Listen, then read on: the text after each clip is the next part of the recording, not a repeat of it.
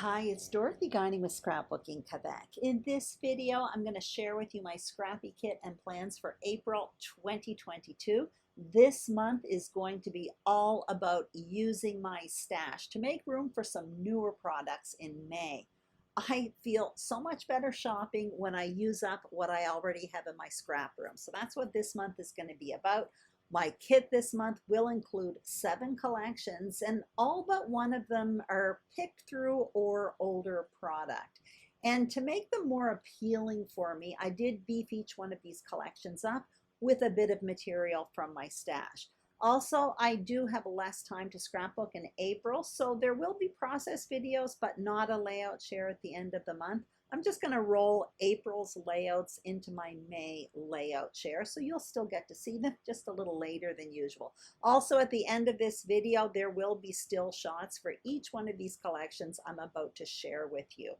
So let's get started. And the first one I'm going to share with you is based on the Maggie Holmes Market Square collection. Now, I did add some material from my stash from a few older Maggie Holmes collections. I added some from Garden Party along with Heritage, and I think even a bit from Marigold. So the paper I'm showing you right now with stripes, that one there is from the Garden Party collection, but I thought it coordinated very, very nicely. And the way I'm presenting you this collection, it's almost like I'm presenting it to you in mini collections. So right now I'm about to show you a frame style foundation page that I made in advance. Actually, I made it for a previous project that never actually happened. So I threw it in here, and you can see that the blue paper in that frame style foundation page is one of the blue papers that I already laid on the table. So I also included in this mini portion of the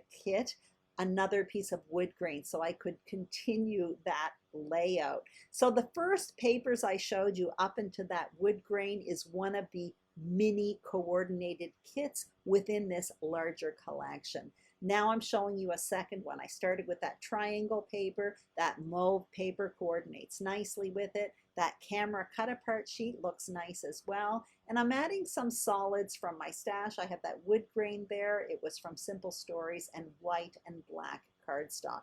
I'm going to continue presenting you the papers in this same fashion, 2 more mini kits.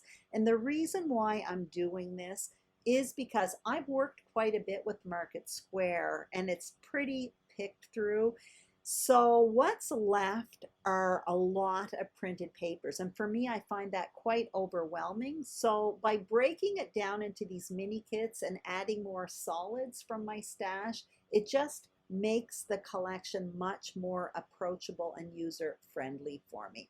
You saw that black and white camera print? That's actually from a past Maggie Holmes collection, the Heritage collection.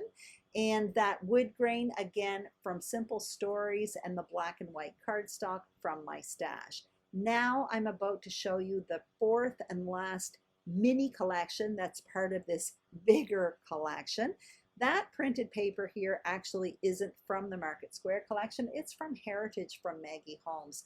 All of this that I'm about to show you now, none of it is from Market Square. I was digging into the scraps that I had left over from past Maggie Holmes collections, and I just came across these, and I found them quite beautiful.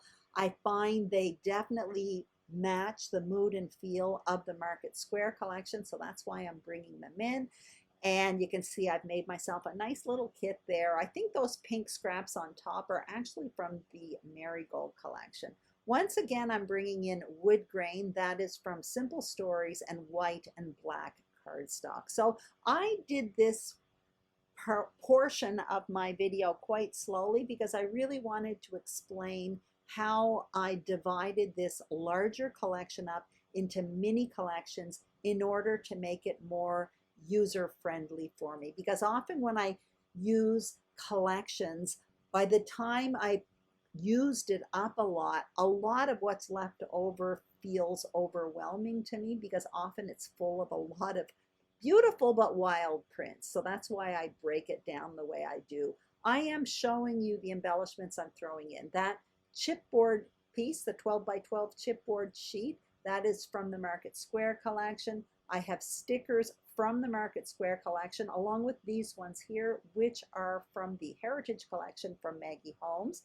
I also have ephemera from different collections. The first collection I'm showing you is from the Market Square collection. I also have, it's like a baggie full of mixed up ephemera pieces from different Maggie Holmes collections. Basically, when it was in my stash at this point, it had already been mixed up. Maggie Holmes collections tend to work very well together because the mood and feel is often the same from one collection to the next. Now I'm showing you a cut apart sheet. This is actually from the Market Square collection. I often use the cut apart sheets that are part of the paper collections as ephemera pieces, as layering pieces. I find they work very, very well. And this is another little baggie, and these are actually die cut pieces. I cut them apart for previous projects with the Market Square collection. So the pieces I didn't use, I just saved along with the collection. Now what I'm throwing in for alphas are simply black alphas, smaller ones, those are from Thickers, and the larger ones there are from Simple Stories. And I have this alpha book from Simple Stories. It's the Woods collection. So that is huge. The other presentations in this video will be sped up a little bit. Like I said, I just wanted to give you an idea how I divided this one up and made it more user-friendly for me. So I'm packing everything up in that tray that I just showed you. That is from Dollarama. That's where my alphas are going to go. But everything else from this collection, the paper, the chipboard, the stickers, all of that, it's all going in this clear plastic envelope, and I'm going to put it in an iris container, and that is where I will be storing all of my collections that I will be using in April. Now I'm moving on to the next collection. This is Fernwood by Vicki Boutin. Now I used this a lot last month. I absolutely love this collection, and I plan to continue with it in April. Now I did actually order a bit more of this collection. I don't have it here. What I'm showing you, again, beautiful. I absolutely love it. But for me, in order to use Vicki Boutin, I rely a lot on her B-sides. And after I picked through it all in the month of March, I felt I used a lot of the B-sides that I loved in this collection. So I ordered a bit more, and they should be coming in the next week or so. I also have alphas from this collection along with chipboard stickers. I'm showing you a little sticker book. Again, all picked through. I used it a lot last month, but it was absolutely gorgeous to work with, so I'm happy to be working with it again. I also have a cut apart sheet with border strips and tags, one of the pieces of paper from this collection, and I'm showing you a little mini iris container. Those are actually past embellishments from past Vicki Boutin collections. I don't save all of the embellishments from past collections, but Vicki Boutin's I do because I really love her product, and often the embellishments work with one collection and then the next collection. They do work well together. Anyway, you can see I'm moving on to the next collection. This is Heidi Swapp, and the collection is called Carefree. I probably played with this about a year ago, and I haven't touched it since. So this is what I have left from the collection. It's got a real, I don't know, summery vibe to this collection. Absolutely gorgeous. I am buried in snow in Quebec, so I am going to have to look for some summery photos, but this is what I have left from the collection, including that giant heart that I cut apart clearly and never used, and some scraps of paper. Now I did throw in some wood grain, that is from Simple Stories, and white and charcoal cardstock. I will need more of that, but at least the color selection is made. I also have stickers from this Carefree collection, and I'm going to show you another sticker sheet. That is from, I think, Old School or perhaps another Heidi Swapp collection. It's basically definition stickers. And in this baggie are ephemera pieces from various Heidi Swapp collections. I'm just showing you. Some of them are even cut apart sheets. Again, I often use those cut apart sheets as layering pieces. For alphas, I'm throwing in that Pink Fresh Studio Blue Puffy Alpha. It is missing some letters, along with those alphas from Vicki Boutin, a past collection. They're very similar to the alphas that are in the Fernwood collection, so both of them could go. Now this is from 49 and Market, and it's a past collection. It is called, oh, what's it called?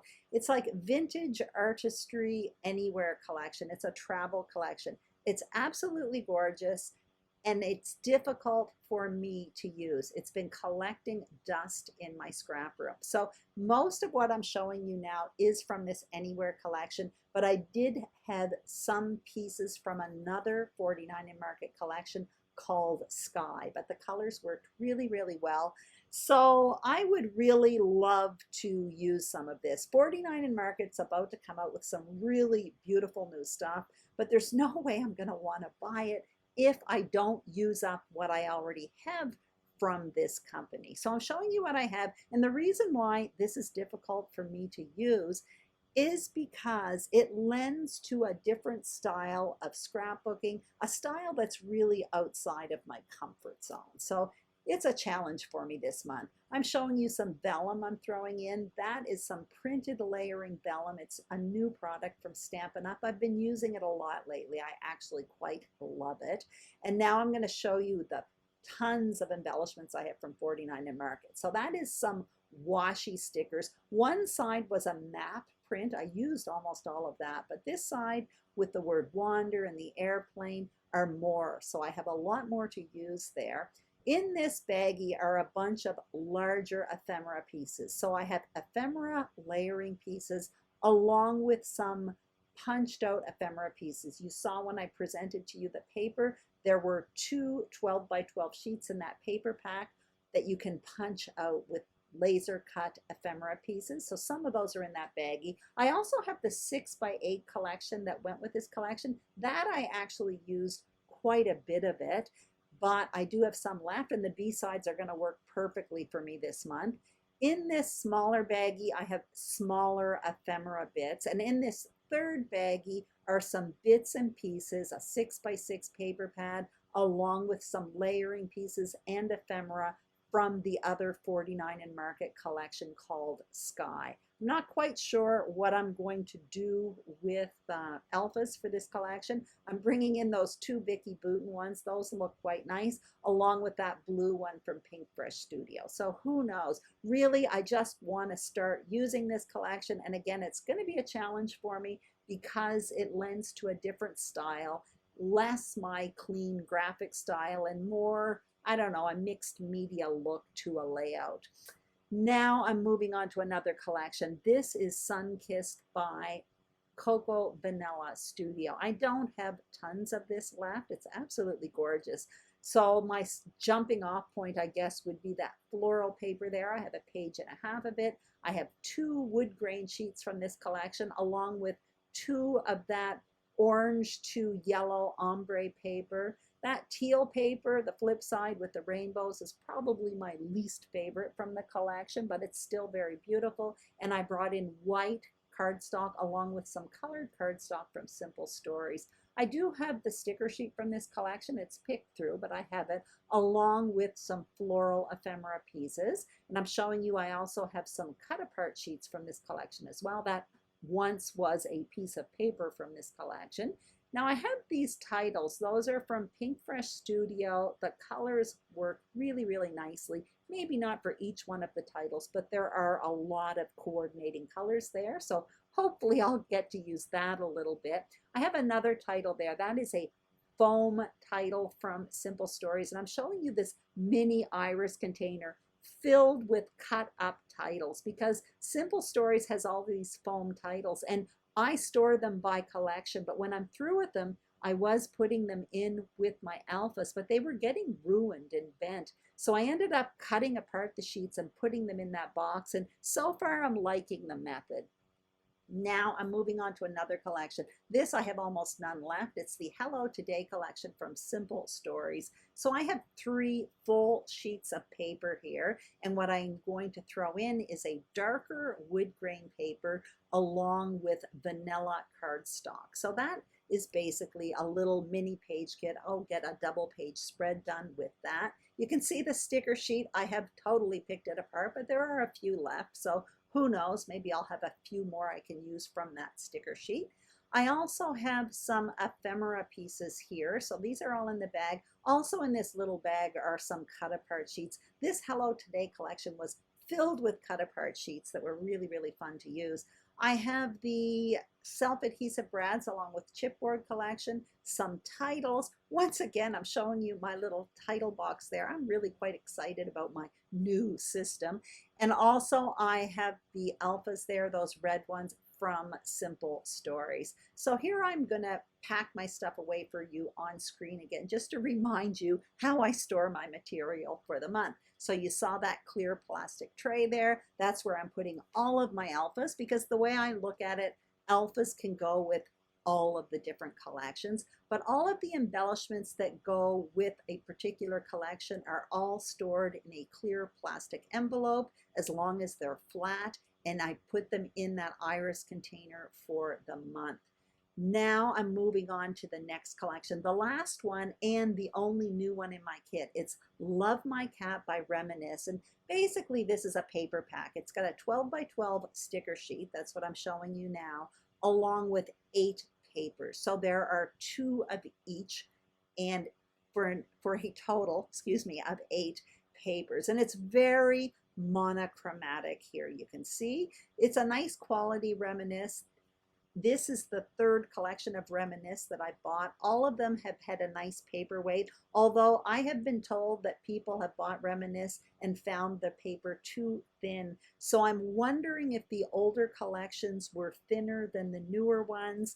Anyway, I don't know how new this particular collection is. It's new to me, but all 3 that I have had were a beautiful paperweight, no problem at all. You can see I threw in some white and black cardstock along with a dark wood grain from Simple Stories, and I'm looking at the alphas here, just bringing in some black ones along with that Simple Stories Woods book. 4 tools this month. All I'm doing is throwing in those hexagons from Close to My Heart. They're old, but I never use them, so I'm trying to use them a bit more. That's new from Concord and Ninth. I think I got it about 2 months ago. I opened it up, have never used it, so I'm hoping to use those dies this month. I also threw in, I am throwing in, I should say, this alpha book. This is from the scrapbook.com. Pretty basic colors, gold, black, and white, and there are some other elements in there. Those are tiny alphas from the Obit and Marshall Fantastico collection I just threw in. Puffy hearts from Cocoa Vanilla Studio, and I have a handful of enamel dots in various colors there. I have that giant Viewmaster wheel that I cut out for a project last month and didn't use, so that's in my tray. And these are cut aparts that Ronnie Sue Scrapper sent me for Christmas last year, and they are in my kit every month, and I've been using them every month as well. So that is it. That is what I plan to play with in April 2022. As always, if you enjoyed this video, I would greatly appreciate a thumbs up. If you haven't subscribed to my channel, I would be absolutely thrilled if you did. And if you are a subscriber, thank you very, very much. I appreciate each and every one of you. So what I'm leaving you with are still shots for each one of the collections that I plan to play with in April.